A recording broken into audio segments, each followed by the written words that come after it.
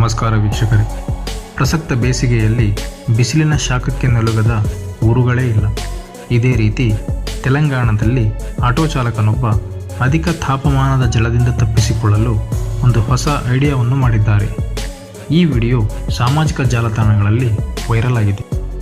ಈ ವರ್ಷದ ಫೆಬ್ರವರಿಯಿಂದ ಈವರೆಗೆ ತೀವ್ರ ತಾಪಮಾನ ದಾಖಲಾತಿಯಿಂದ ಜನರು ಹೈರಾಣಾಗಿದ್ದಾರೆ.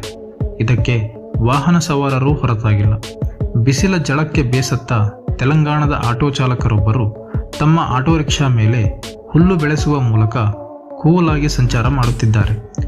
ಅಚ್ಚರಿ ಎನಿಸಿದರೂ ಇದು ಸತ್ಯ. ಆಟೋ ಮೇಲೆ ಹುಲ್ಲು ಬೆಳೆಸಿ ಅದಕ್ಕೆ ನೀರು ಹಾಕುವ ಮೂಲಕ ಆಟೋದ ಒಳಗೆ ತಣ್ಣನೆಯ ವಾತಾವರಣ ಕಾಪಾಡಿಕೊಂಡಿದ್ದಾರೆ ಈ ಚಾಲಕ. ನಿರಂತರ ಬಿಸಿಲಿನಿಂದ ತಪ್ಪಿಸಿಕೊಳ್ಳಲು ಈ ಆಟೋ ಡ್ರೈವರ್ ತಮ್ಮ ಆಟೋ ಮೇಲೆ ಗೋಣಿ ಚೀಲವನ್ನು ಹಾಕಿದ್ದಾರೆ. ಅದರ ಮೇಲೆ ಹುಲ್ಲು ಬೆಳೆಸಿದ್ದಾರೆ. ಆಗಾಗ ಆ ಗೋಣಿ ಚೀಲದ ಮೇಲೆ ನೀರು ಹಾಕುತ್ತಾರೆ. ಇದರಿಂದ ಆಟೋದ ಒಳಗೆ ಬಿಸಿಲಿನ ಜಳ ಕಡಿಮೆ ಮಾಡಿಕೊಂಡು ಕೂಲಾಗಿ ಅವರು ಆಟೋ ಓಡಿಸುತ್ತಿದ್ದಾರೆ.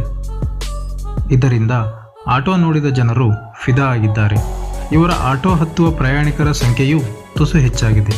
ಈ ಕುರಿತು ವಿಡಿಯೋ ಸಾಮಾಜಿಕ ಜಾಲತಾಣದಲ್ಲಿ ಹರಿದಾಡುತ್ತಿದೆ.